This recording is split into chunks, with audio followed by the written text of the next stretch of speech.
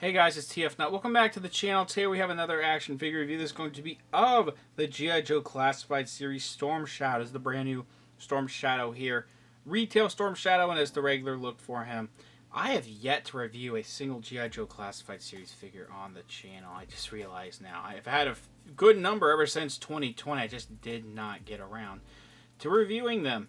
Honestly, with all the problems that they had starting off, and then kind of a year later with certain problems with distribution, like trying to get stuff in the retail stores, like trying to find stuff from Walmart's, Targets, and whatnot, and then a third of the line basically being Target exclusive, it put a bad taste in my mouth. So I was very disinterested in this line, if I'm being quite honest. I don't know if I'm going to continue with the line unless it's like getting some stuff for certain customization and army builders and whatnot. But I did want to at least review one brand new one here, being Storm Shadow, that I got on Amazon recently. So let's go ahead, take a look at the packaging here. It's very standard for the G.I. Joe Classified series, if you guys are familiar with it. Ages 4 and up, top left, top right is the warning. Has a really cool backdrop at the back of the packaging. Of course, you could see the figure's top half here. Some of the accessories it comes with. Bottom half here has a really cool illustration on the right there. I really dig that illustration. G.I. Joe Classified Series Storm Shadow and the Hasbro logo. On this side, a bunch of different logos. Not entirely sure what they mean. But we do also have Storm Shadow on the side, as well as the Cobra logo.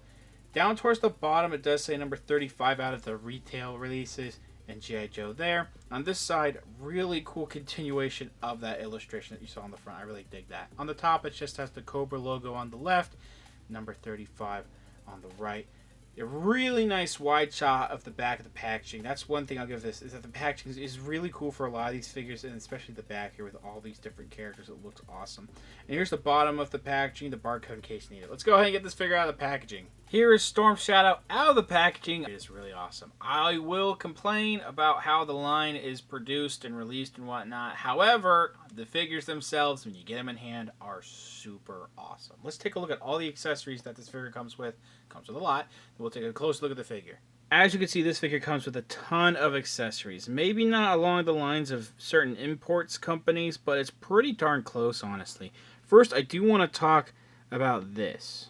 These are these flow hanging fabric pieces right here. It's just a plain black painted, there's just a plain plastic, not much. Well, there's a little bit of wrinkling and whatnot. I think it's painted. I don't think it's molded. I think there might be a little, like a certain layer of paint, but it's mostly molded in black, of course. As you can see, it sockets into here, and that just rotates like that. So that's pretty sick, actually, that he has a little additional part of the outfit you can put on there. Now moving on to the actual weapons.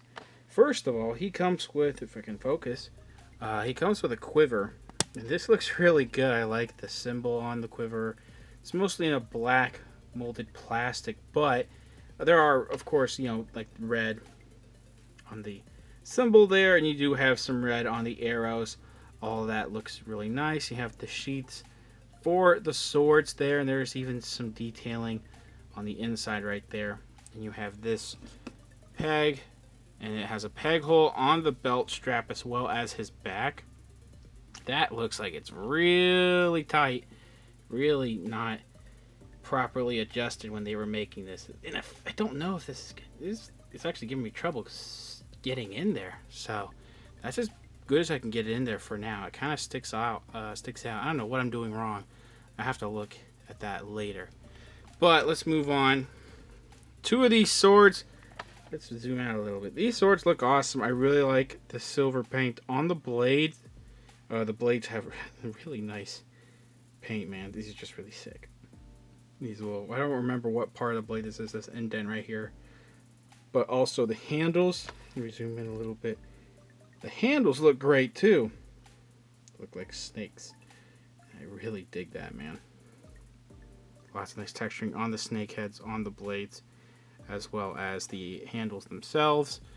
And we have a longer and a shorter sword, so they correspond, of course. You just put the shorter blade in there, put the longer blade in there, of course.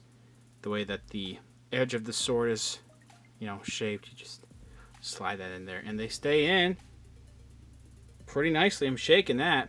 In fact, this thing might fall off before the actual, the actual swords do.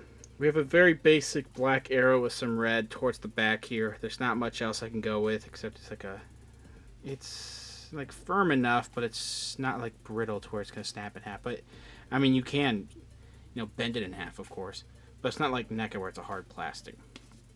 We do have a hole right there for the arrow. You just slip that in there. That also does not want to come out. That's actually pretty sick.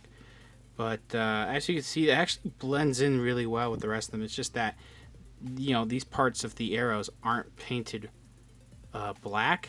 So that's a little distracting. If I can actually zoom in on that or focus on that, you can see the rest aren't painted black. But that's fine. It still really fits in there nicely. We do have the bow. I think the bow came through really nice. Nice, compound bow.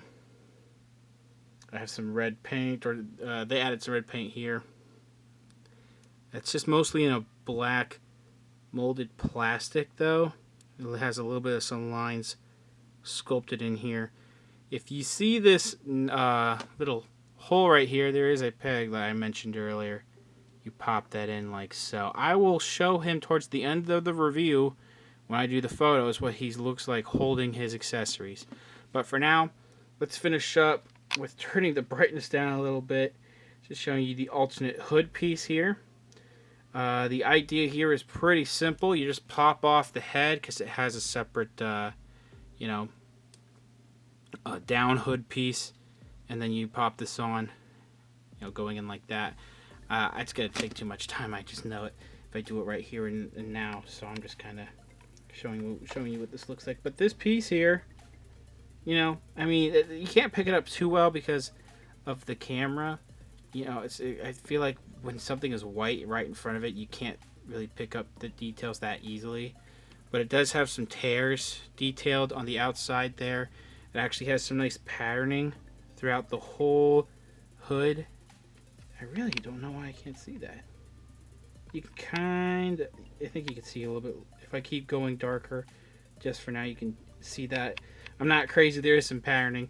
There's even patterning on the inside, and there's some wrinkles towards the bottom too. So a lot of nice accessories. We're going to see how much I'm struggling with the detail portion here, because again, the white figure with the lights on it may not be the best. I might have to turn it down the brightness a little bit, but it does have this type of face printing on here just to give it more detail. For the eyes, as you can see, it looks really good. They have a scar right there. The eyebrows are painted fairly nicely, and the eyes look straightforward. I really dig how this came out. There's some wrinkles, as you can see in the... Actually, I don't know if those are wrinkles. I think there's a certain part. I can't tell. I don't remember. But, he has certain patterns and whatnot around his mouth right there. These lines, as you can see, part of his mask. The protruding ears, they're not super prominent, but you can tell that ears are trying to stick out of the mask and whatnot. That's sick. You have this alternate hood here that has some nice wrinkles. I think that comes through pretty nicely. And this belt too, I think is it has some pretty good paint in the silver. These shuriken are not, if I said that right, removable, but at least you have the weapon storage here, which I did figure. I figured that out by now. I had to just slide that, pop it into the, pop the quiver into the bag here to get it adjusted, and then it finally worked. This soft plastic belt was getting me in trouble. You can kind of tell there's a little bit of detailing and patterning in the white too. Now it is molded in a basic white color. However, you do have that detail for the pattern in the actual outfit. So at least they put that much detail in there. You do have some rips towards the sleeves, looking really nice. I forgot to mention the really nice Cobra logo that is printed on there very well. You no longer need to take a white articulated icons figure and buy a decal for your, if you wanted to, you still could. Anyway, we do have, you see the exposed fingers and then the covered fingers there. Now this hand is meant for holding the, the arrow in between the fingers there. And then, of course, it can hold the swords. Forgot to mention the bare arms. These look really nice, these exposed arms. And they have pinless tech this time around. So usually, I don't know where I put it. So one of the first ones they released, Destro. And it does have pins. Also in the legs there, too. That's not a bad thing. But it is cool to see them integrate that technology from Marvel Legends into their other lines.